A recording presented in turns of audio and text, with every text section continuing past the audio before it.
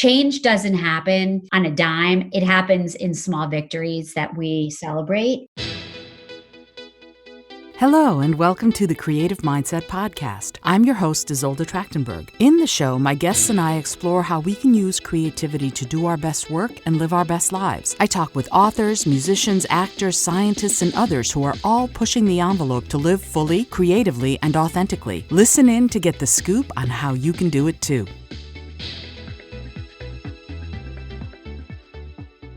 Hello, and welcome to the Creative Mindset Podcast. My name is Isolde Trachtenberg, and I am so excited that you're here. And I'm also excited about my guest this week.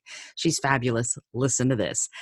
Cummins Stellato. She's an igniter of people and organizations. She's a certified coach, consultant, speaker, and leadership guru. She brings insight, energy, and experience to individuals and teams looking to be the best versions of themselves. How amazing is that? And she does this with such panache, such style, such heart, such spirit. You're going to love her. Welcome, Deb. I'm so glad that you're here. Yay, I'm so glad I'm here. I love panache. I don't think that that's a word that I use enough. So thank you for that fantastic introduction. It's so true, though. You do. You have such style. Ever since the first time I saw you, I was like, this woman, she's got it going on. And actually, let's chat about that. I'd love to chat just a minute about how we met. We met at Amy Porterfield's Entrepreneur Experience back in 2018, 2019? I actually don't remember now. It would be 18. So it'll be 2 years in August. Yeah. Wow. Time has flown like crazy. And so what brought you there, and what was that experience like for you? What brought me there? What brought me there was I was at that time just starting my business. I had, followed this rabbit hole of podcasters. So I had gone from Jenna Kutcher, and then I started listening to Amy. I knew I was starting a new venture. I had been in the nonprofit world, and I had made a decision to make a pivot. And I had a business idea in mind. Thought I was doing it. I thought I was maybe going to create an online learning platform, which there was a lot about that in Amy's stuff. Really had to build my online presence. So I went there for that. And it was funny. I remember a conversation with you where I was like, one day I think I said, maybe I'll write a book. And then I was like, maybe I'll do a podcast, or maybe I'll do this, or maybe I won't do a learning thing. And I would say that I have gotten a lot of clarity since then about where I'm heading, at least, at this point on May 29th or whatever it is. But yeah, it was such a great experience. And the other thing that happened there was I had felt this concern about being the oldest person in the room. And so I'd reached out to people and said, is there anybody else over 50 in this group, or is everybody a millennial? And we had formed this group of people who were the 50 somethings, which was fun. And then you and I got put at a table together, our famous Table 24 Society, with this group of women who just happened to click really well. And it was a wonderful experience. It really was. And it's funny how one of the things that I'm noticing right now from that time when we met, where it was very inspiring and very motivating. But one of the things that I'm noticing is that there are a lot of women in their 50s who are bringing out their entrepreneurial chops and starting off and blazing their own trails. And I think that's incredible. What are your thoughts on that, on women sort of maybe even a second career or going back to work outside the home? What's your thought on that, on women kicking butt and taking names in that way? Well, I love to think about being a role model for 50 something pivoters. I think it's very exciting. I think there's a freedom to it. I think oftentimes women in midlife are ready to tackle things differently. So it's interesting. I just had a call yesterday. I just joined a new co-op, and I was fortunate enough to connect with another woman who literally she's kind of like my clone. I did not expect to meet somebody like this in this collaborative. And she is a 50 something woman, had a huge corporate career, has done amazing things, and decided that she wants to be her own boss and wants to have that freedom. That I think when you hit 50, like 50, fearless and freedom all go together. Absolutely. And that kind of pivot, I know that's something that you focus a lot on in your work, that idea of realizing that you want to change and then figuring out how to make that change, and you help people do that. You list yourself, and I think it's great, as an igniter of people and organizations, and I would love it if you would talk a minute about what that means and what do you do to spark these changes in people and organizations? Well, I came to that because I've done a lot of work around core values, and what I've learned and what I've owned about myself is that I am pretty good at inspiring people and showing up in with very positive energy. That's So for what sure. thank you. And so I'm taking that into my coaching practice. I do a lot of work around something called energy leadership, which is choosing how you show up in life. It's like literally it I was using the word igniter before I learned about energy. Just happens to all go really, really well together. So really talking about how to consciously decide how you show up as a leader, as a professional, as a team. I do a lot of work like that, Mhm. using something called an energy leadership index assessment. And then what we're going to talk about is I also do a ton of work around this cognitive diversity, where people can really get ignited about thinking differently.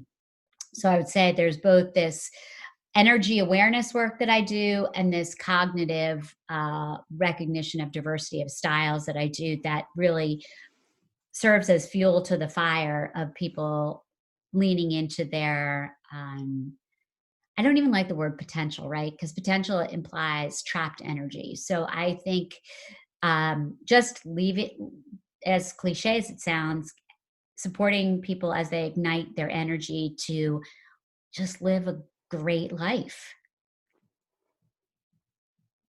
I'm sitting here silent for a minute because I love the idea of supporting people so that they can live a great life.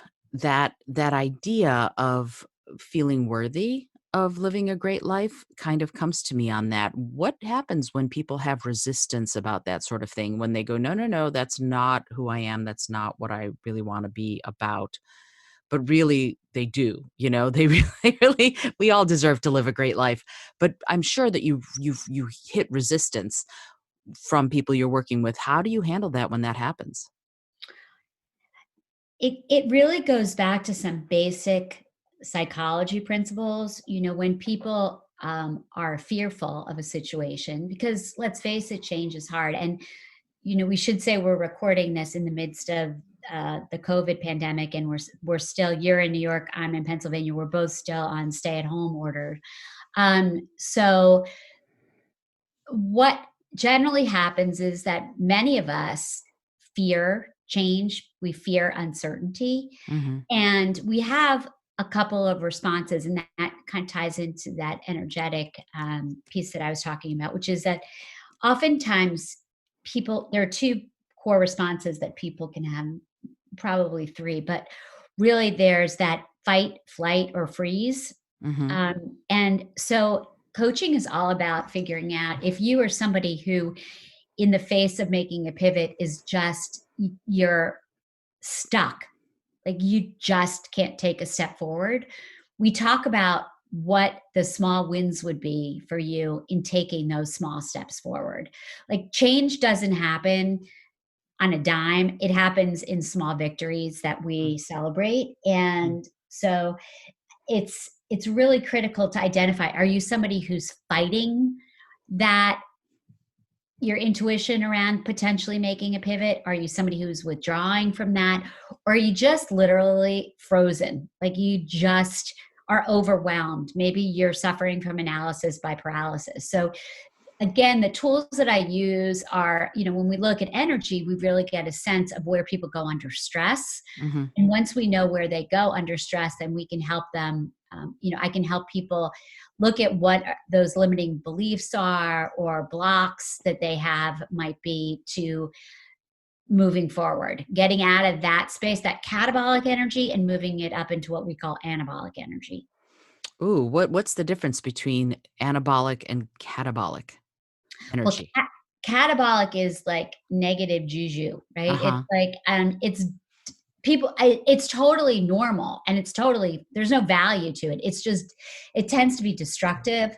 Mhm. It tends to be limiting. It tends to keep us stuck. And in that catabolic space, when we look at level one or level two energy, we look at both. A level one is around really withdrawing, going inward, disengaging, feeling like the victim, and feeling stuck. And then Mhm. level two is around conflict. So it has a little bit more zhuzh to it, right? Mhm. Than level one, but it really creates a situation where, okay, I win, you lose.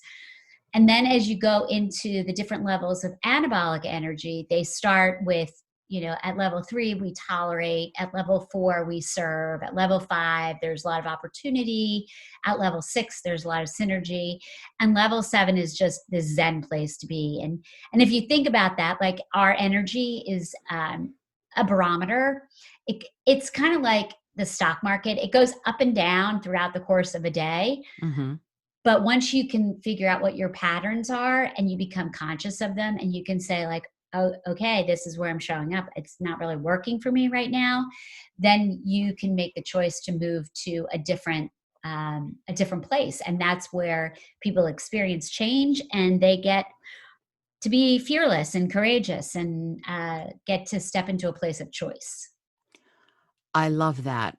That makes me think of the word agency. When you feel Ah, like you have agency, you can make those changes and those pivots as needed. As you feel that you need them and want them, you can make those changes. And then I love what you said about synergy. I'd love to talk a little bit more about what that means, that place of synergy when you are at that sixth doorway, I think you said.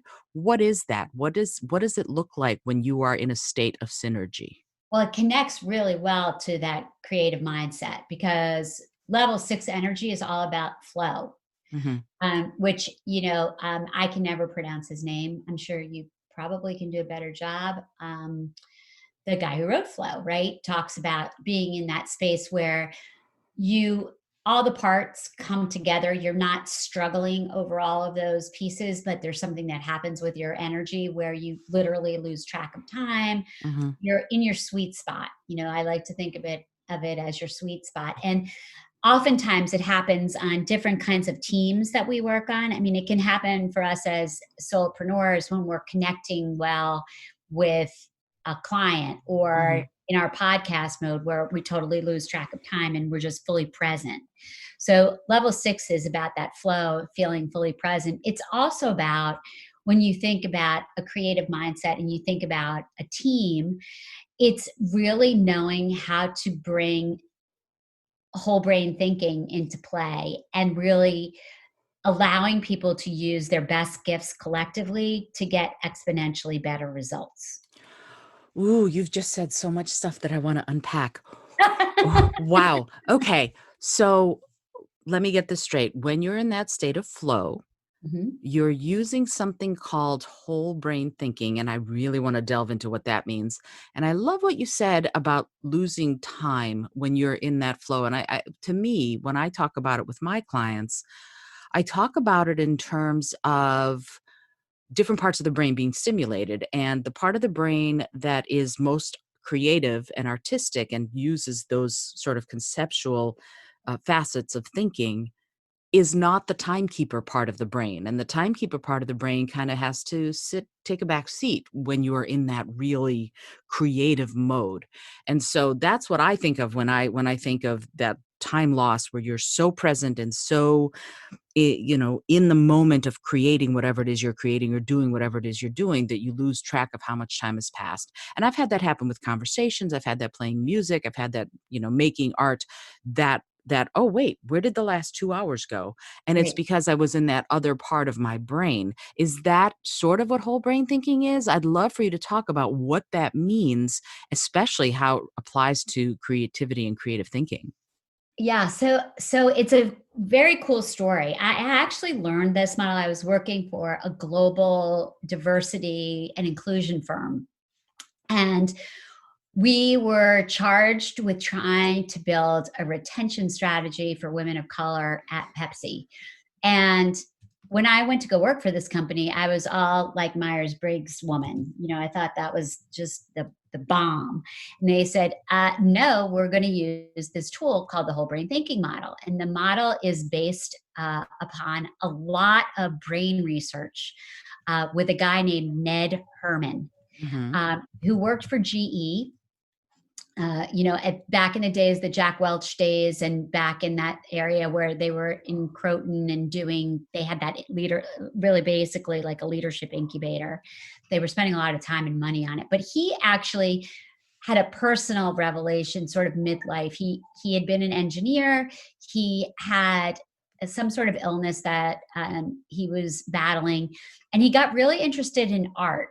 And he was good at it, and he was curious about the connection between being an engineer and being an artist. And it was around the time that we were sort of culturally beginning that conversation around left and right brain thinking. Hmm. So he started there, and then essentially the model looks at four quadrants of the brain.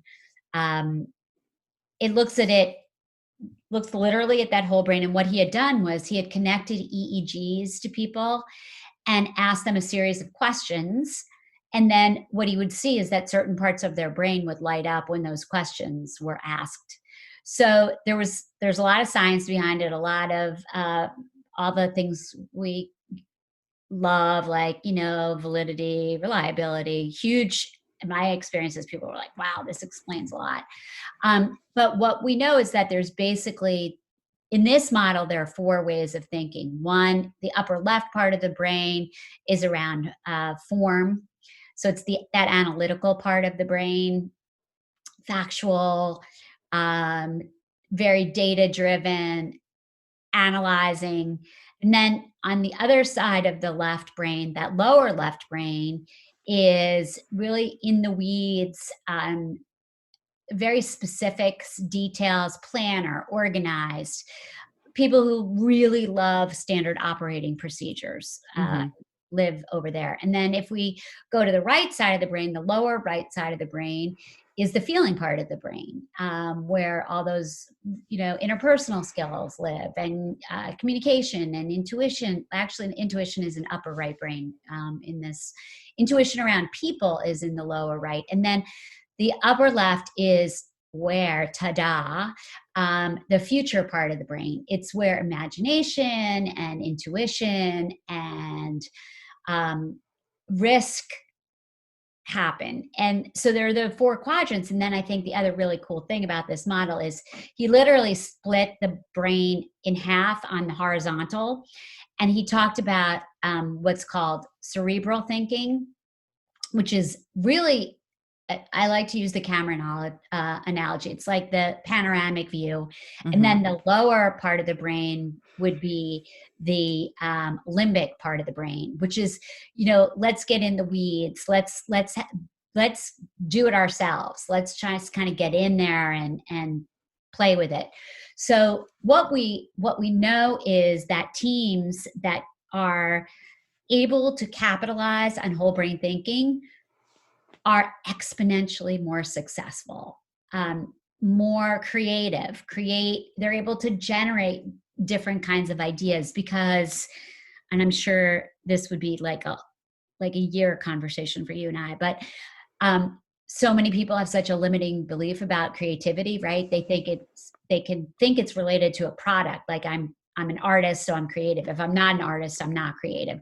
Whole brain thinking allows anybody to think creatively because it just is like, okay, well, maybe you're a design engineer. And so you are thinking, you are a cerebral thinker that thinks on the left part of the brain. You could be, it just gives so much space for creativity and Sure. reimagining creativity.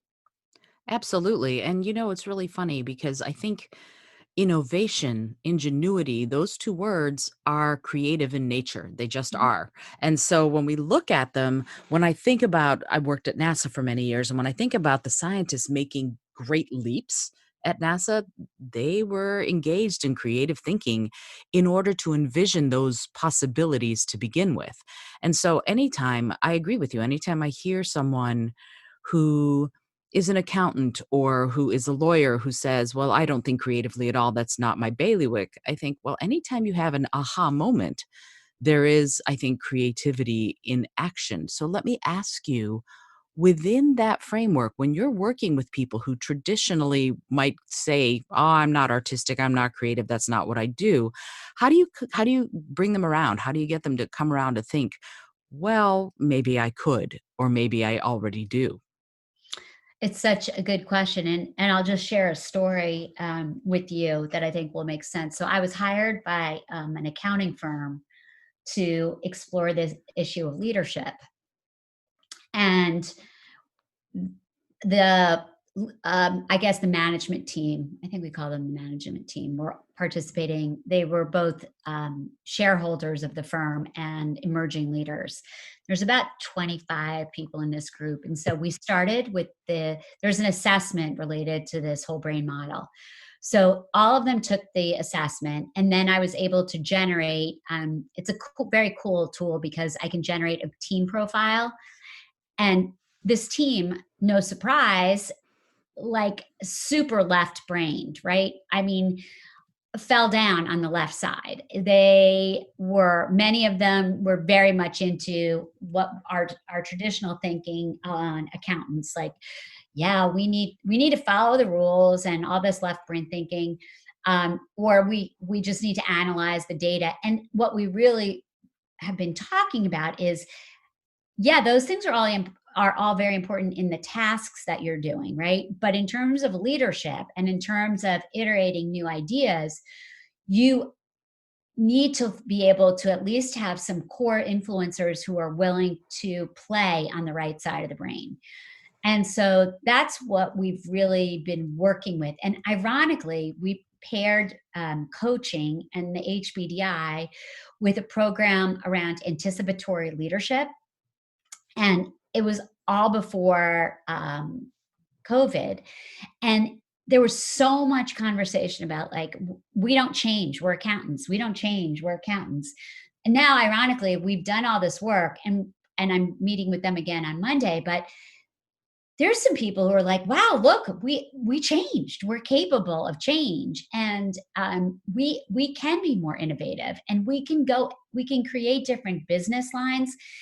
And what whole brain thinking allows you to do is really ask yourselves, like, you can do something called a whole brain audit, where you start generating questions from all four quadrants, which really encourage different thinking. Like, at this firm, had they been off on their own, they would have just continued to ask the same questions. Mhm. So, whole brain thinking, when you know that you have a liability, you can force yourself to get mindful about the kinds of questions that you ask so that you can generate different solutions.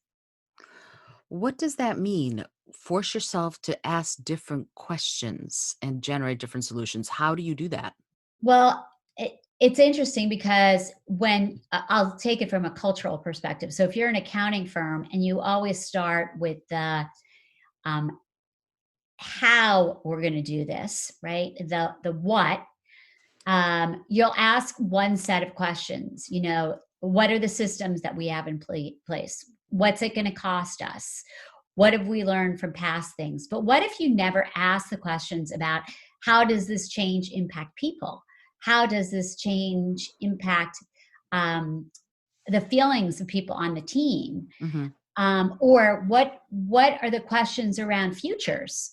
So if you're living on that left side of the brain, um, you might not even ask questions around the long view.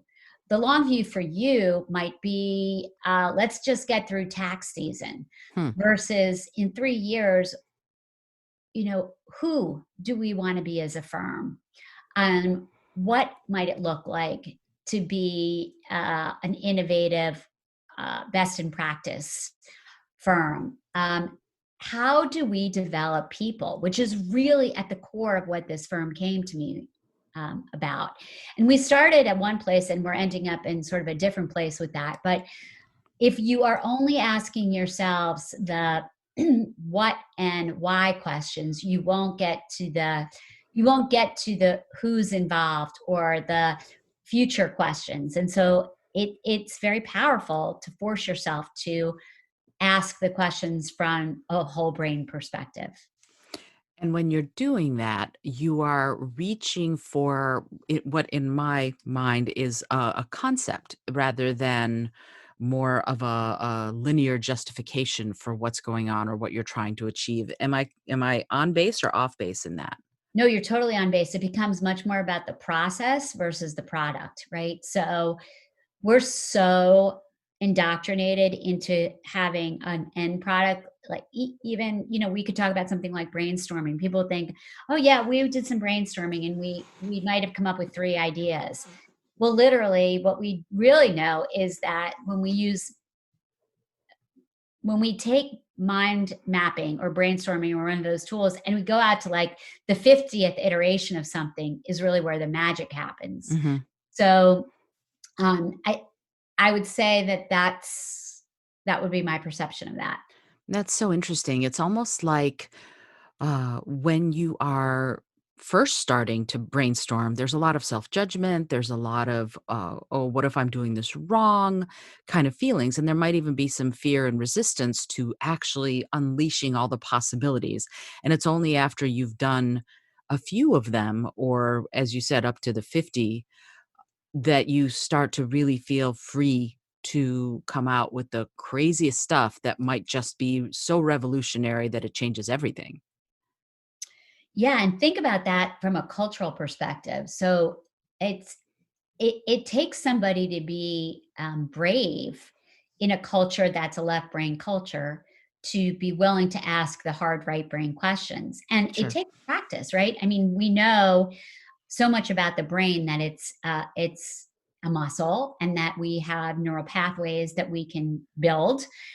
Um, so it's interesting with that example that I was using about the firm. What we realized is we're going to really look for core influencers who are interested in thinking differently and do coaching for them rather than we were originally going to do like a mentor program for everybody. And Mhm. what we found was that sometimes in a culture like that, um, it can just be exhausting to pull everybody along. Mhm. So what we're doing is we're really looking for people who are bought into the idea Mhm. of um, thinking differently, and then I'm going to provide them the coaching support to get there, so that they're able to, I guess, literally strengthen their voices around this.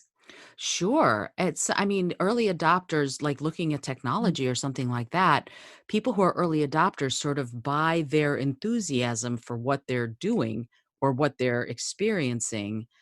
They generate that spark for other people. And it sounds to me like that process of working with the influencers in the firm is actually going to help the other people see that it's okay, see that it's safe, and perhaps, stick their toe in the water. So it sounds like a really valuable process for them to go through. And it's very wise of you to have thought of it. That's great.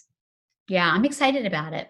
That's so cool. So when you're doing this kind of work, you're doing it in a company, these people are still working, tax season is coming up, all of that is happening.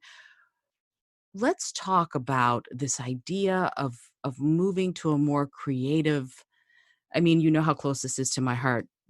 This is, the Creative Mindset podcast for Pete's sake, right? So this idea of moving away from, and I'm so tantalized by this, away from a left brain culture and perhaps more towards a right brain culture.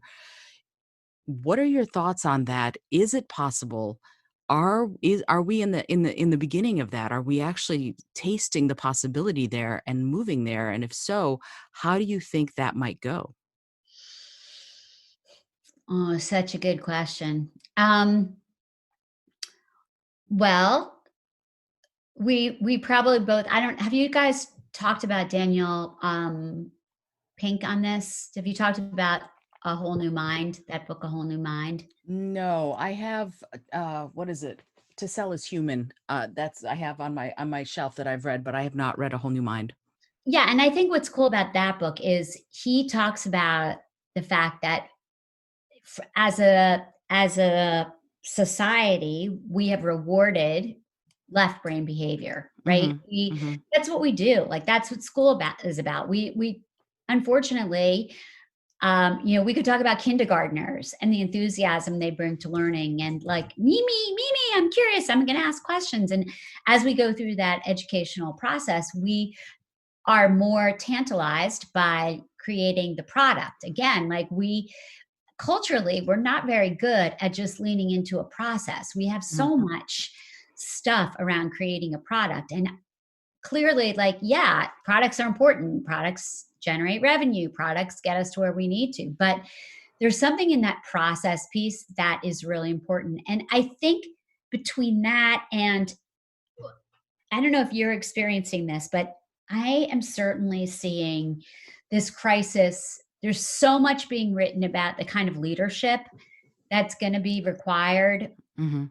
after COVID, that we have to get to that lower right brain thinking around feeling, right? What does empathy look like? What does compassionate leadership look like? Um, because we're literally living through a a collective trauma in the world right now. I mean, Yeah. that on top of some other things, right? So, how are we going to come out the other side of it is not going to be about the standard operating procedure that's in place. I mean, that might be part of it, but we are really going to have to learn how to work differently together. Mhm. And many organizations, right, are finding that they need to make an organizational pivot to think about who they're serving and how their what their impact's going to look like. It's remarkable the kinds of things that have happened in whatever day we are in this versus what people thought they were capable of doing, right? So many organizations, like my accounting firm was, oh my gosh, we could never work from home. Zoom meetings, that we could never do that with our clients, right? So, but we learn because as humans, we are learners. We're adapters. That I do think that we have this amazing opportunity right now to lean into a different set of skills around adaptability, flexibility, Mhm. compassion, innovation, creativity. All of those things are going to become much more powerful for leaders to be able to um, learn and really lean into in the next iteration of whatever corporate culture is going to look like. I completely agree with you, and I hope that you are right. And it's interesting. I was looking up the top skills that companies want of prospective new employees, like the top 10 skills, the top 5 skills, and everybody lists creativity, if not number one, then in the top 5 Mm, of skills that they want from prospective new employees, from prospective new hires. So it's interesting that this idea, it looks like it's getting some traction. You know what you're talking about, this we're changing, and I don't like the word paradigm because it's such a buzzword, but it really is the way we're doing things. The paradigm seems to be shifting. But I have a question about that because, and this is a strange one and it's out of left field, and I apologize if it's a little odd. We thought after 9/11 that things would change. We thought that things would radically become different, and they kinda didn't. So many things stayed after things sort of calmed down and we grieved. A lot of the practices that had been, going on September 10th, 2001 came back. mhm, And the same with 2008 when we went through the housing crisis and the recession and everything, and we thought, "Oh, things are gonna be different," but they kind of aren't. And so, what are your thoughts on this is COVID and we're in it now and things things have changed, but will they remain changed when when we're allowed to congregate together again, when it's safe, when people are able to be healthy and doing that, when we get back to working perhaps the same, perhaps a different way than we used to, do you think we'll slide back? Or do you think that this has been a real turning point and things are going to move forward very differently from now on? Ah,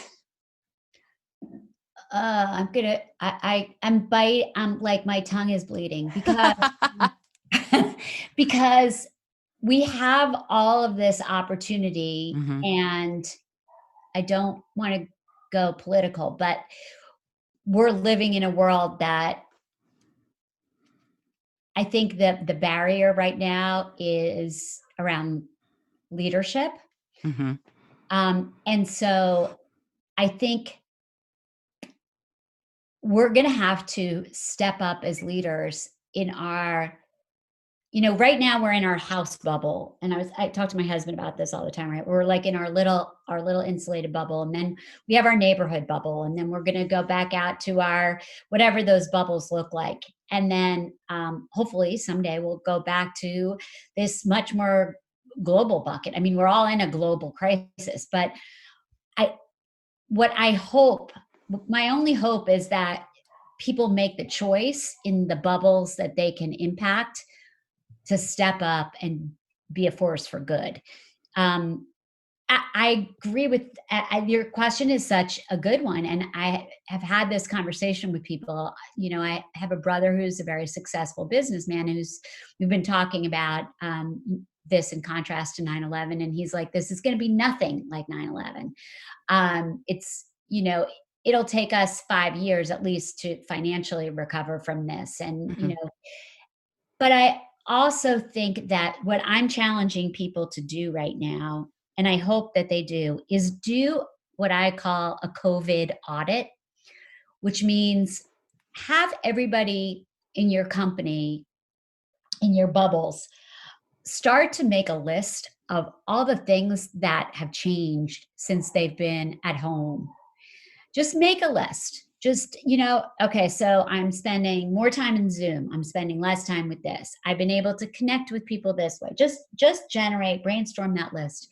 And then when the list is created, take I love colorful magic markers, right? So Me take too. yeah, I thought you might. So like take a red marker and put all the things on that list that you will be glad to see go away, right? Hmm. Like they're just not they're a net negative.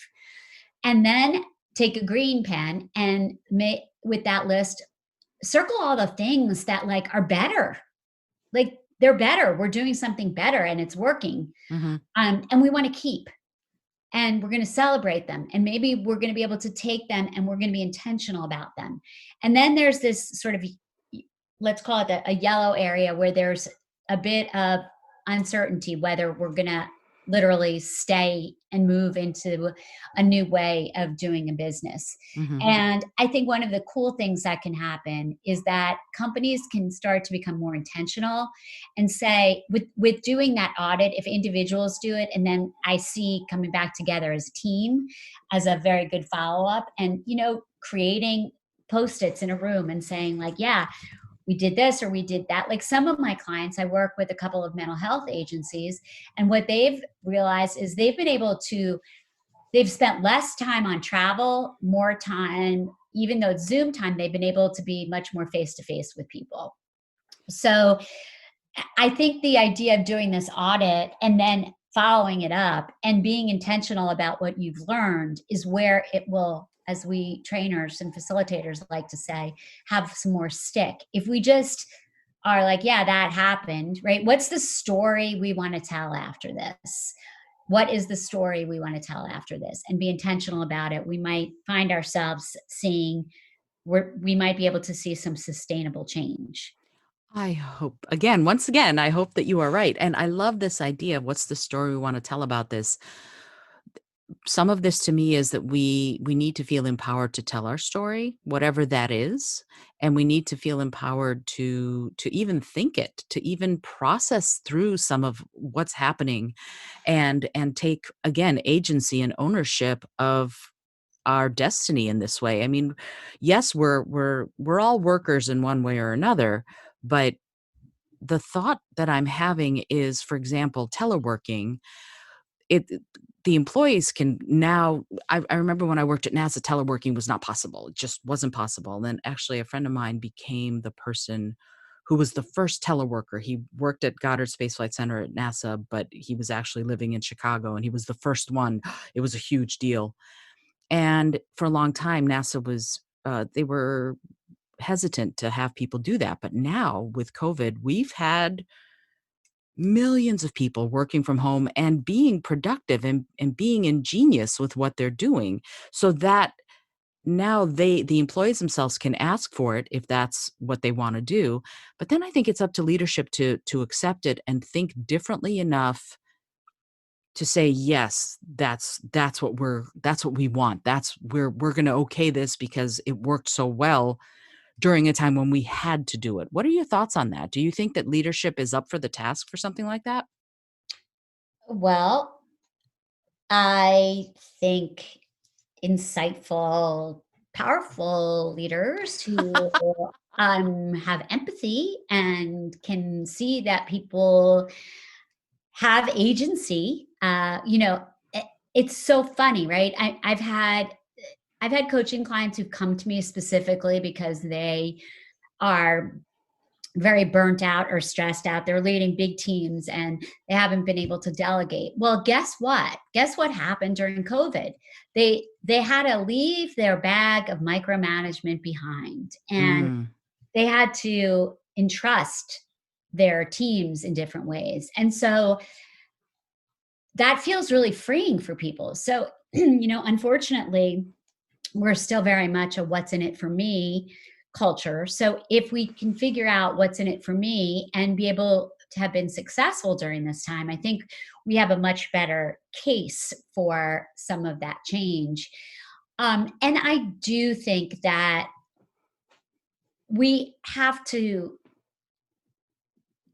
we have to look at leadership not from a top down approach. We really have to look at leadership from a, a expansive, um, everyone is a leader perspective. And more than ever, everyone is a leader. And we have to have agency of thought, and we have to be able to be, um, we have to celebrate those things. I mean, in some ways, I think you and I can agree that what's happened to us as a culture is I don't know if it's that we're just culturally are experiencing multiple traumas, but we sort of are building this Teflon shield around ourselves, right? So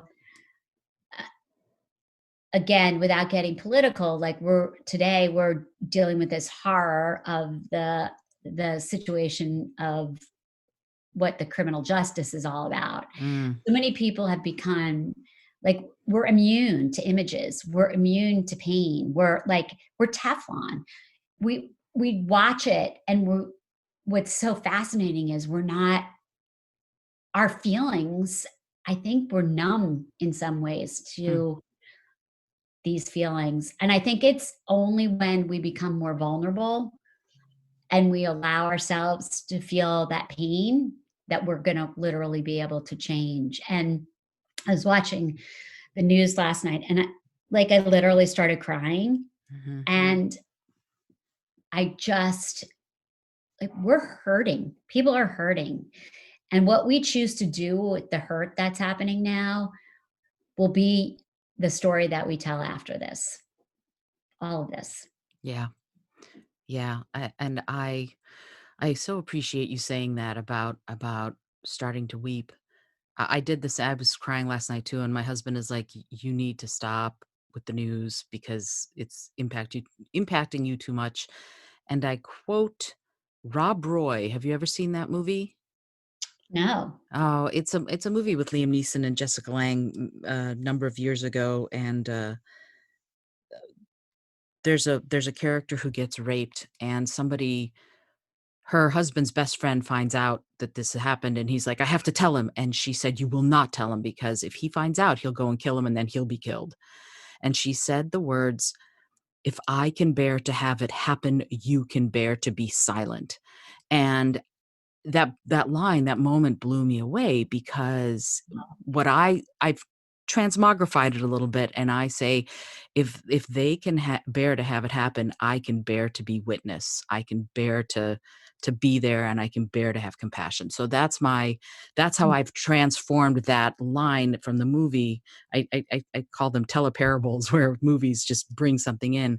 And the same thing for you and me. We, when we feel this and we allow ourselves to feel it, then compassion has to overflow because there's no other way. There's no other way for people who have any sort of compassion to be right now. They have to have compassion and they're going to feel. And the issue that I'm having so much right now is that feelings tend to get a bad rap, you know? That when you express your emotion, then you're just too sensitive. And I want to see that change more. I want to see us all, every single one of us, be able to be in our feelings and have them and express them. And I wonder what your thoughts are on where we are with respect to our emotions, our feelings, that part of us that doesn't even have words for what we're feeling in our brain, but that feels so deeply, but so often also feels like it has to hide those feelings. Phew. Um, I think in some ways we're fortunate that we're seeing an emergence in pop culture, of some very authentic voices Mhm. starting to bubble up as thought leaders and people who women who are getting, Brene Brown, uh, is the goddess Brene Brown, right? I was in a book club.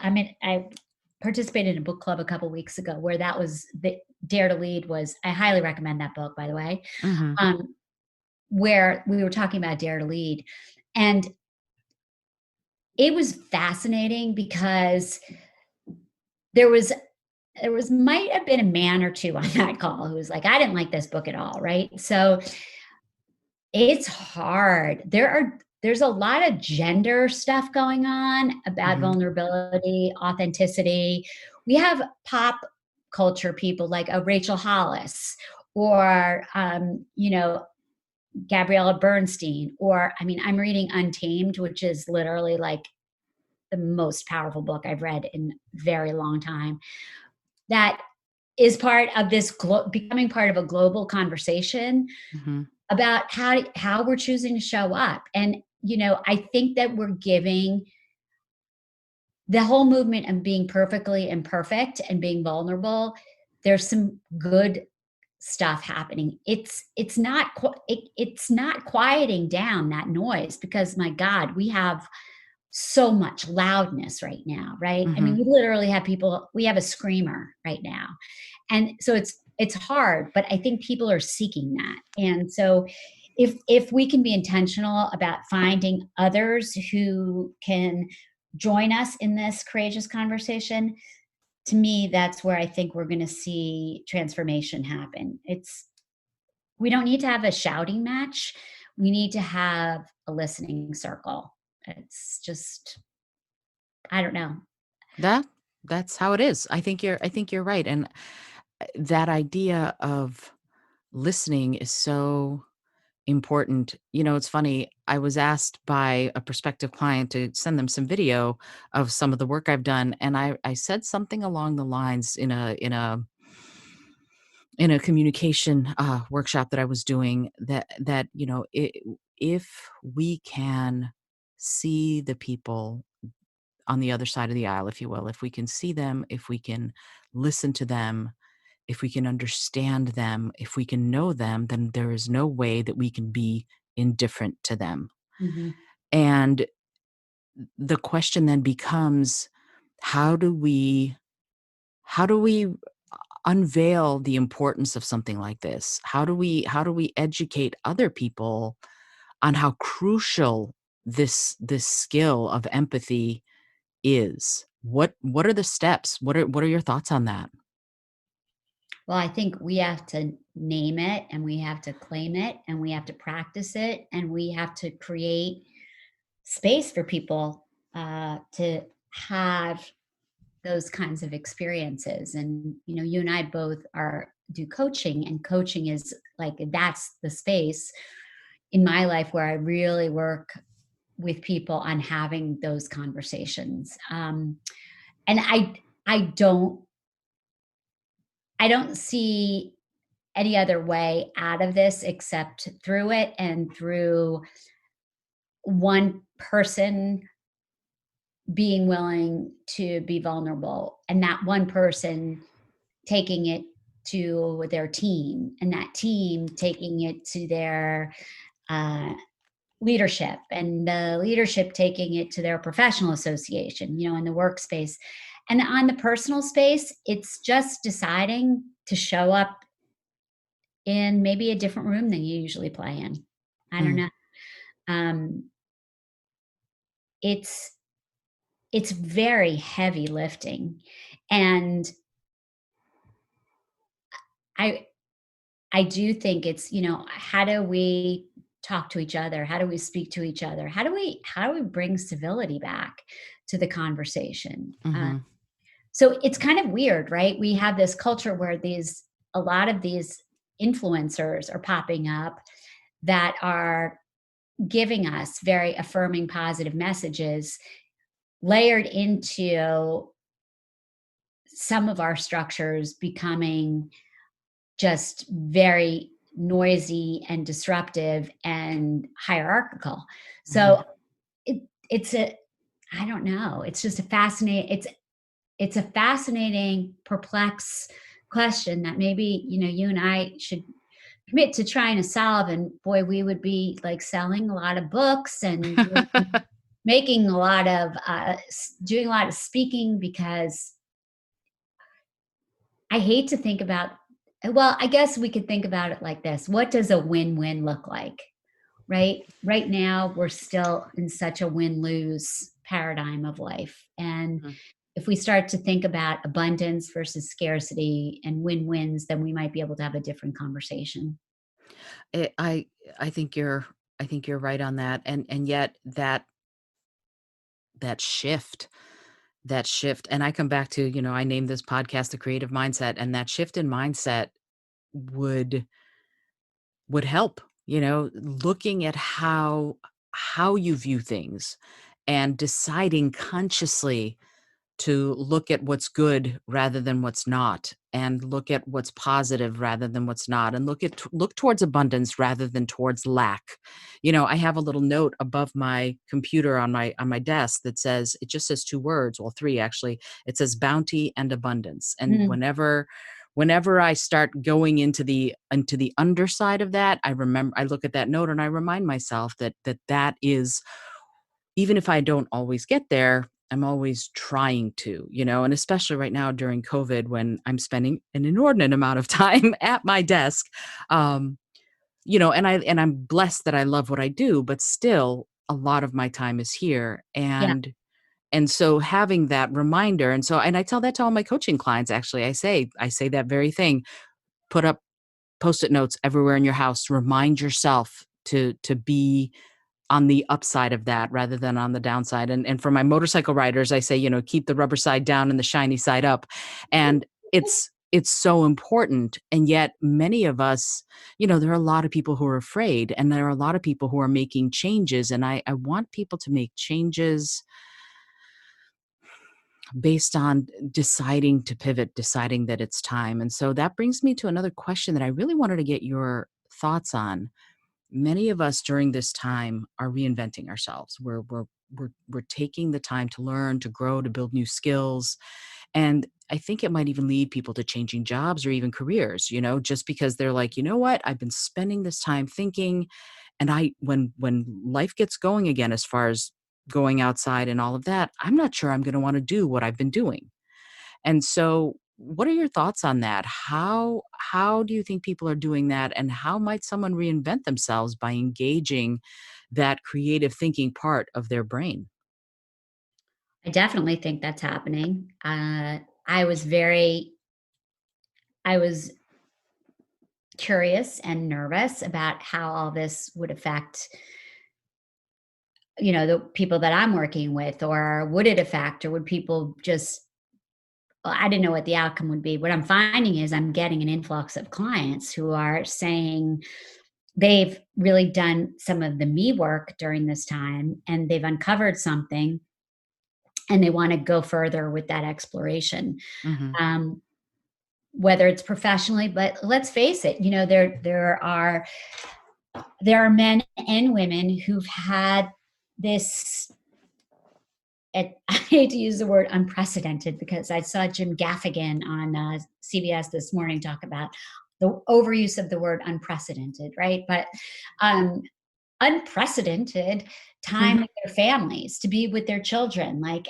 it brings me so much joy to see like my neighborhood be alive, and I just feel that people might be willing to ask for more of their leaders and their employers in saying, maybe I can come in 2 days a week, and work from home 3 days a week. Or I've been thinking about a new initiative while we've been at home, and I want to bring it to the table. Or, I've had enough space to think about the fact that this isn't really where I'm finding joy.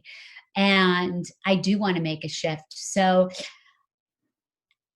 again, one of the most powerful questions is, and you're a storyteller, that's what you do, right? So, Mhm. to me, the lesson in this is, when we think about people and their stories and we look at people who've gone through other hardships, whether it's people who've been through health adversity, or, you're thinking about your grandparent who's telling the story about the depression. We have a choice in the story that we tell when this is done. And what is the story that you personally want to share with your children or your grandchildren or your nieces or your nephews? Like, I know I don't want to be telling a story of, yeah, it was miserable, like I didn't get to see anybody, and I just crawled up and rolled into a ball. Like, that's not the story that I'm going to choose to tell about this. And I chose pretty quickly where I wanted to make that pivot. And it's not just because I'm a coach, it's because I do believe that the gift that we have as human beings is agency, and we need to lean into that and be excited about it, and steer that story in a way that's powerful and can make the world just a little bit better of a place. Amen. Absolutely. And it's funny what you just said is so interesting. It's about choice, it's about choosing what you're going to feel and how you're going to react. Like, I see, here's the thing. I think honestly, for me, how I feel happens, but how I choose to respond to what I'm feeling is entirely on me, Yep. you know? And so within that framework, something that you said really struck me. And you said we learn by experiences. So what do you think collectively people are learning from this experience? What do you think we can learn, and how can we do it on purpose? How can we take that idea of this is what I'm going to learn and make it purposeful? I think people are learning that they're more than their jobs. I think people are learning that they can live more simply. Mhm. I think that people are learning that gratitude is very powerful. I think we're learning how to communicate differently. I think that we're learning that we all crave human interaction. Um, and we are we can be patient, we can be persistent, we can support each other um, through all of this. So I would say those would be just the things that come top of mind to me. Those are fabulous things. I'm like, I could talk more about that, but I think you've just said it all right there. Right there. Mm, So I want to shift gears a little bit if that's okay. sure. And I want to talk to you about your podcast because I was just on it. I was honored to be a guest recently. What prompted you to start Thinking Courageously and what is your goal with it? Oh, well, what prompted me was partly, I mean, you were a definite prompt. Uh, Me? you because you do it, and Oh, you're always like, I'm very inspired by you. I'm so honored. Thank you. Yeah, and you were doing it at this conference we were at 2 years ago. You were ahead of the curve, girl. And um, I wanted to find a space where I could really share lots of stories about women who are successful women who are finding the courage to make pivots. And I'm having such a good time with it. And like I know you experienced this with your podcast, but all of a sudden I'm having like totally different conversations with people. Hmm. And I just wanted I want to create this like archive, this space where at some point any woman can find a hero in these stories that we're telling through the podcast that will give them, that will help ignite them, that might change their life, that might help them think courageously, that might help them make that pivot. And we have had such limiting definitions as women of success around success that I just think that it's so cool. Like, you are this NASA person, and the person who is on the podcast today has an amazing story about growing up in Jerusalem in an ultra Orthodox family and the courage it took to leave that. And, I have business people and I have health people. Like courage shows up in such different ways, and Hmm. success is defined in such different ways. So I love the idea of like people connecting with that story, and feeling that they see something in another person that is inspiring to them. That's lovely. And the podcast is great. I listen to it and I love it. I love it, love it, love it. It's always eye-opening to me and always thought-provoking, which is what I look for from podcasts is, do you make me think? Yes, yes, Deb, you definitely do. Aw. No, absolutely. I love your perspective and I love your relationships with your guests. I think check out her podcast. It's awesome. That's what I have to say about that. And I wanted to ask you just a few more questions. I know you and I could talk all day, but I know we both have lives that we need to get back to. And I know you've got a busy work day ahead. And I'm going to be teaching a singing class in a little bit. So there you go. Because that's the kind of thing I do. Yeah. So, if you this is a little odd question, but I'm going to ask it. When you encounter fear or its cousin resistance in a workshop you're doing, how do you address it with both the individuals and in the groups? It's something I'm curious about, and I know it's out of left field and it's different part of the conversation, but there's something in here that I really want to explore just a minute. How do I address the issue of fear? Yeah, because when you're doing a workshop and you're asking someone or a group of people to do something that you can obviously tell that they're fearful about, that there's something that's sparking fear or resistance. How do you handle it? What do you do? Like how do you think creatively in that moment to get them through it? Well, I in the work that I do, right? Well, we will talk about things like limiting beliefs or gremlins, or what's the story you're telling yourself Mhm. versus the reality of something. And I think the question of how is that, meaning whatever choice you're making now, serving you, Mhm. is such a powerful question. Um, so when we show up in fear and we ask, how is it serving me? Usually people are able to, a lot of times I hear it's not. Mhm. And Mhm. then, okay, so with that being said, what are some of the small pivots that you can make to play in a space that creates discomfort for you? Like, again, it doesn't have to be a 360 pivot. It can just be, I'm gonna take a new action and I'm gonna practice that action every day. And it can Mhm, be something so small, right? mhm. But when people get into action, they usually feel that they can start to think about what is on the other side of fear.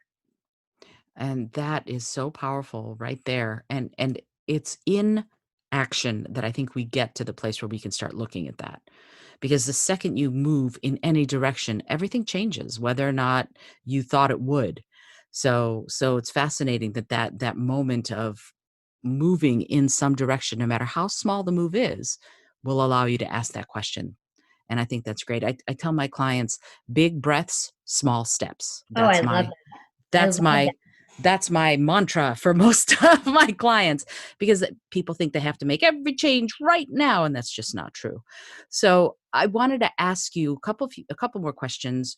Do you have any resources that you can recommend for people who want to learn about courageous thinking or whole brain thinking? Are there books that people can read? Are there videos, anything like that that we can put in the show notes? I can The company that is really the leaders in this area, the name of that company is Herman, Hermann, International. Mhm. And they have a website that has some great resources. Certainly, people can check with me. I actually haven't found like the quintessential book. I think Daniel Pink's work is really good around thinking differently. Um, Certainly, anything with the question of, why, asking powerful questions, appreciative inquiry, all of those things I think are great. But I actually don't have like one resource. I Okay. have things that people are interested in. They can contact me through my website, and I'm happy to send some things. I want to say one other thing about this model. It is super powerful model to work in a corporate setting around diversity, equity, and inclusion, because thinking differently is a space where people are generally more open to the conversation around diversity Mhm. than in other spaces. And that's why this firm that I had worked with chose that tool. Yeah, and that right there, I think, is a super powerful testament to what this method can do. And it's actually, just so you know, if you're listening, thinkherman.com. Think, the word think, and then HERRMANN.com is the it's let's see, what is it called? It's something about cognitive diversity.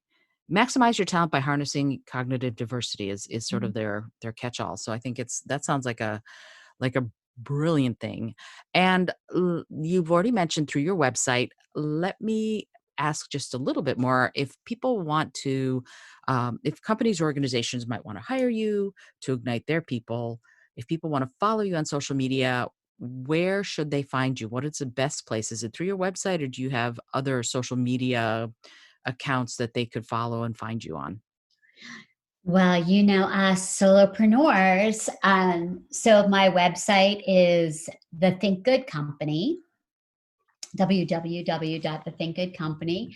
And you can find me in the universe in Think Good Company on Facebook and on Instagram. And my LinkedIn is under, I believe it's Deborah Cummins Stellato. So I'm in all those places. I'd love to continue the conversation. You and I need to figure out how we're gonna, turn the world upside down together. That sounds Uh, fabulous. yeah, let's just do it. So yeah, all of those ways, and I would love to keep the conversation going. Yeah, absolutely. Absolutely. We're gonna have to figure out how to empower the world here. I think that's the Mhm. with on your market tech go. Yeah. um Ready? So before I let you go, I have one question that I ask everybody who comes on the show, and I would love to ask it of you. It's a simple yet challenging one, Okay. and it is this: if you had a plane that could skywrite something for everyone in the world to see, what would you say? Mm,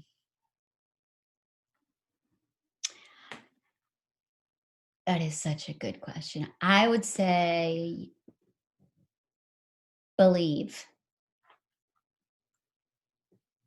Can it just be one word? Of course, it's your skywriting. It's I whatever. I like the word believe. It came to me because I just think that when we have belief and we believe in ourselves and we believe, um, we can do great things. Yeah, absolutely. I And guess it would be believe, think differently, there you go.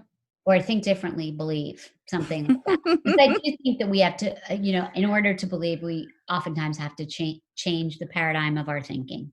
Yeah, absolutely. And I think right there, that idea of change, we get back right to creativity. It's that ability to envision something different than what Mhm. is creative in nature. And that is something that is so powerful because we tend to discount it, but it cannot be discounted. Not anymore. Where things are changing and we can change with them, or there will be really tough times ahead. So I think this idea of envisioning something different and allowing yourself to accept it is powerful beyond measure.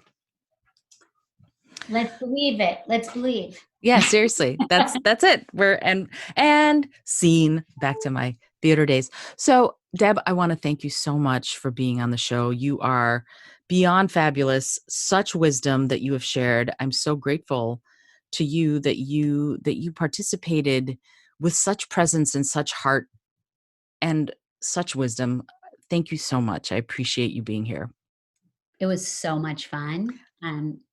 It's so great to be with you, and it's such an amazing podcast that you have, and Thank all you. the work that you're doing is just joyful, and your storytelling, all of it, so many amazing things. So it's just great fun to be in your presence and very inspiring. Oh, right back at you. This is a mutual admiration society. I love it. So thank you again, Deb. And this is the Creative Mindset Podcast. Once again, I'm Isolde Trachtenberg. If you enjoyed today's episode, find Deb Cummins Stellato. Follow her. If you own a company and you need leadership training, she is the woman. She's the woman who'll help you get things done. And I am so grateful to her and to you for sharing this time. It's so important right now for us to think differently, for us to think with that ingenuity, that innovation, that creativity that lets us get inspired and run with the changes that we want to make in our lives. This is the time. Now is the place. We're here. Let's do it. That's really the best way. If you're liking what you hear, please consider leaving a review wherever you listen to the podcast and comment and let me know what you're thinking. Are there things that you'd love to hear more about? Are there different kinds of creative thinking subjects that are piquing your curiosity? Drop a line, let me know. I'd love to know all about it. Until next time, this is Isolde Trachtenberg, and I send you all of my love.